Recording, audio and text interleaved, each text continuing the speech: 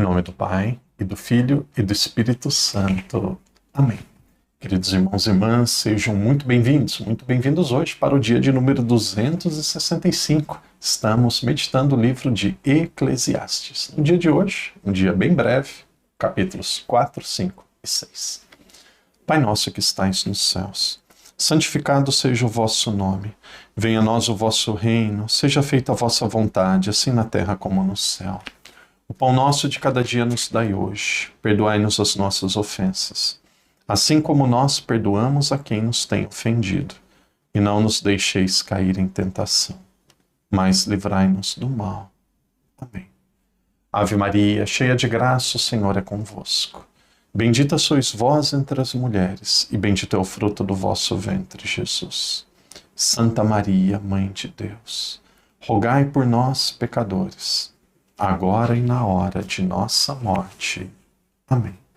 Glória ao Pai, ao Filho e ao Espírito Santo, como era no princípio, agora e sempre. Amém. Queridos irmãos e irmãs, sejam muito bem-vindos hoje para o segundo dia de meditação do livro de Eclesiastes. Amanhã será o último, um livro muito breve. No dia de hoje, como dito no início do nosso vídeo, nós vamos meditar os capítulos 4, 5 e 6. Se nós resumirmos o capítulo 4, nós vamos perceber ali que existe uma grande futilidade da vida humana. E aí, o autor sagrado, ele dá dois motivos para isso. Primeiro, a futilidade do trabalho e do esforço humano, principalmente para conquistar o sucesso. Porque quando você consegue algum sucesso, consegue algumas conquistas, isso sempre traz junto a inveja e a competição. Daqui a pouco nós vamos ver no texto. Esse é um versículo aqui que eu grifei de amarelo, é o versículo 4. Daqui a pouco nós vamos ver. E aí, outra razão para a futilidade do trabalho, de aspecto aqui da vida humana, nós poderíamos dizer é que muitas vezes as pessoas que trabalham arduamente para alcançar coisas, o padre disse isso também ontem, elas acabam deixando aos seus descendentes, muitas vezes pessoas que não vão saber valorizar aquilo. Então, este é um pouquinho do capítulo 4. Depois nós temos a segunda parte do capítulo 4, ali a partir do versículo 9, principalmente 9 e 12. Penso que vale a pena ser meditado. Se vocês têm a Bíblia, vocês podem ver que entre os versículos 9 e 12 nós vamos ver sobre a amizade e a comunidade, a importância de bons relacionamentos sociais, que são essenciais para enfrentarmos algumas dificuldades e dificuldades naturais na nossa vida. Então o autor sagrado, ele enfatiza que tanto a amizade quanto a companhia, as duas coisas são fundamentais para enfrentarmos dificuldades, problemas e sofrimentos que nós vamos passar aqui na nossa vida.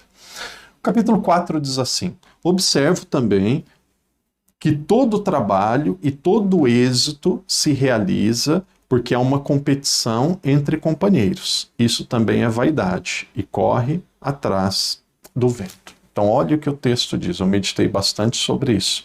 O texto diz assim: todo trabalho e êxito, sucesso, como que ele vem? Ele vem através de muito trabalho, ele vem através de competição com outros companheiros. Então isso traz inveja. Então, no fundo, também é uma razão de vaidade, uma razão de sofrimento. Não significa que nós não devemos procurar êxito, que nós não devemos procurar fazer bem feito as coisas, mas quem está no mundo do trabalho, quem está na igreja, quem vive em sociedade sabe como que a inveja é um sentimento muito comum, muito presente no nosso meio, em todos os meios. A partir do momento que não gera fruto aquilo que você diz, que você faz, não tem problema nenhum. Agora, se começa a gerar alguns frutos, vão começar alguns envenenamentos. E aí você tem que ter clareza de qual é a sua missão, tem que ter personalidade e saber que críticas são comuns na nossa vida. Então, o autor sagrado diz: se vem o êxito, vem também a inveja e vem também muitas vezes a perseguição. Versículo 5 fala sobre o insensato. O insensato cruza os braços e vai se consumindo. Mais vale um bocado de lazer do que um bocado de trabalho, correndo atrás do vento. Então, o que ele diz assim: para que ter sucesso? Sucesso vai trazer complicações. encontramos nesse texto. Se vocês quiserem, depois vocês podem meditar também, o padre sugere, aqui fala de certa forma sobre o rei, de certa forma sobre política, versículo 13 diz assim: mais vale um homem pobre sábio do que um rei velho insensato, que não aceita mais conselho. Mesmo que ele tenha saído da prisão para reinar, e mesmo que tenha nascido mendigo para exercer a sua realeza. Então, o padre deixa para a meditação de cada um. Vamos um pouco adiante, final do capítulo 4, diz assim, no último versículo, versículo 17: cuida de teus passos quando vai à casa de Deus. Aproxima-se para ouvir, porque vale mais o sacrifício oferecido, porque ouvir vale mais do que o sacrifício oferecido pelos insensatos, mas eles não sabem que fazem o mal. O padre diz, leia aqui novamente para ficar mais claro. Cuida dos teus passos quando vai à casa de Deus. Aproxima-se para ouvir. Vale mais do que o sacrifício oferecido pelos insensatos, mas eles não sabem que fazem mal. Então cuida dos teus passos quando você vai à casa de Deus. Por quê? Senão, só cumpre uma tradição, oferece sacrifício, cumpre um ritual e uma tradição, às vezes um preceito, mas a pessoa ela não aprende. Então quando vai à casa de Deus, se prepara para ouvir, para aprender. Capítulo 5. Um capítulo breve, primeiro fala sobre a futilidade, nós vimos a futilidade do trabalho, a importância da amizade e da comunidade no capítulo 4, agora no capítulo 5 vai falar sobre a futilidade do poder, nós vamos ver isso. Por que a futilidade do poder? E já tinha sido apresentado de certa forma no capítulo anterior. A adoração a Deus e a futilidade das promessas feitas a Ele. Então, o autor, ele refere sobre a adoração a Deus e a futilidade de algumas promessas que pessoas fazem a ele. A importância de se cumprir promessas. Daqui a pouco nós vamos ver no texto. Também diz, há uma crítica sobre o apego ao dinheiro e ao poder, enfatizando que a verdadeira satisfação do ser humano deve se contentar ou deve estar contente, satisfeito com aquilo que ele tem. Capítulo 5. Eu grifei aqui alguns pontos, pelo menos três ou quatro. O padre vai refletir 4 com vocês, eu digo o versículo, depois nós refletimos. Começo ali do capítulo 5. Que tua boca, versículo 1, que tua boca não se precipite e teu coração não se apresse em proferir uma palavra diante de Deus, porque Deus está no céu e tu na terra. Portanto, que tuas palavras sejam pouco numerosas. Pouco numerosas sejam. Que a tua palavra sejam pouco e numerosas. Então aqui o que está dizendo é que nós sejamos curtos e breves nas palavras. Devemos tomar cuidado para não nos precipitarmos diante de Deus e até de outras pessoas.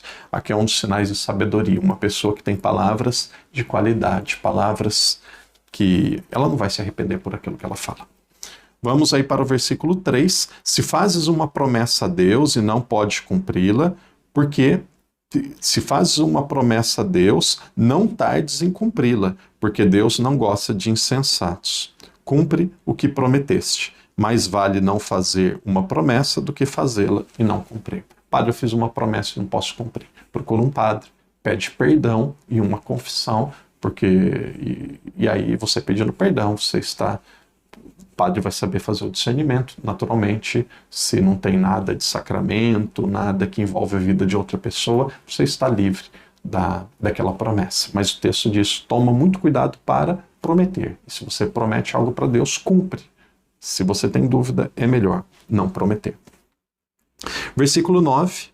Quem ama o dinheiro nunca está farto de dinheiro. Quem ama a abundância nunca tem vantagem, isso também é vaidade. Ou seja, uma pessoa que ama dinheiro, ela nunca vai estar satisfeita. Ah, o meu sonho é chegar no primeiro 1 milhão. Não, agora é chegar no primeiro 10 milhões. E aí ela nunca está satisfeita. Por quê? Porque vazio não se preenche com vazio. O que o coração realmente precisa é estarmos em estado de graça, estarmos bem com a nossa vocação, bem com a nossa missão, estarmos bem conosco mesmo e também bem com Deus.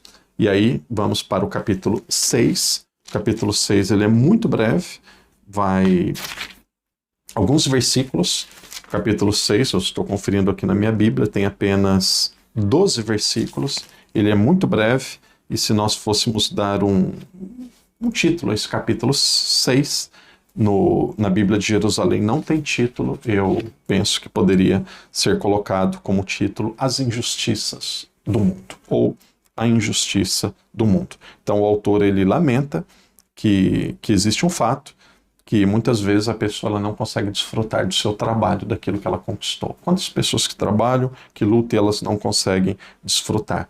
Então ele chega à conclusão que a riqueza não traz a felicidade e que ele também reflete sobre o sofrimento e a insatisfação humana.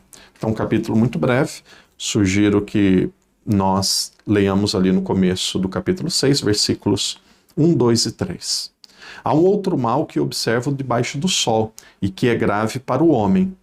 A um, Deus concede riquezas, recursos e honra, e nada lhe falta de tudo o que procura desejar. Deus, porém, não lhe permite desfrutar estas coisas. É um estrangeiro que as desfruta. Tudo isso é vaidade e sofrimento cruel. O texto continua. Outro, porém, teve 100 filhos e viveu por muitos anos. Apesar de ter vivido muitos anos, nunca se saciou de felicidade e nem sequer teve sepultura. Pois eu digo, aqui parece polêmico, o padre vai explicar, pois eu digo que um aborto é mais feliz do que ele. Então o que o texto está dizendo? Olha, teve 100 filhos e no final não ganhou sepultura, no final os filhos não cuidaram dele. Às vezes existe egoísmo, coisas que nós sabemos que existem na vida. Por que o aborto era melhor? Ele está dizendo que não é para abortar, não, a Bíblia não defende o aborto. Eu já vi pessoas querendo usar a Bíblia para defender o aborto e usando esse texto aqui. Uma pessoa que foi abortada era mais feliz do que ela. Isso daqui, nós não estamos falando em legitimação do aborto, que é inquestionável, que não dá para nós aceitarmos como cristãos. O que o texto sagrado está dizendo, isso daqui é uma forma de se expressar que uma pessoa que teve muitos filhos, 100 filhos, pode ser, quem vai ter 100 filhos? Pode ser 9, 8, 4. Uma pessoa que teve muitos filhos, fez tudo pelos filhos. No final da vida, os filhos não ajudaram, não cuidaram.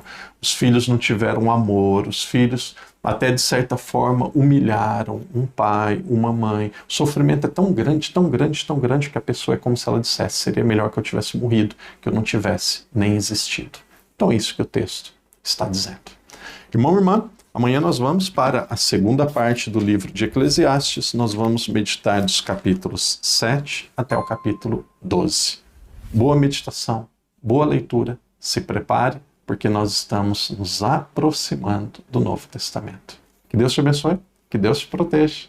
E até amanhã, se Deus quiser. Em nome do Pai, do Filho e do Espírito Santo. Amém.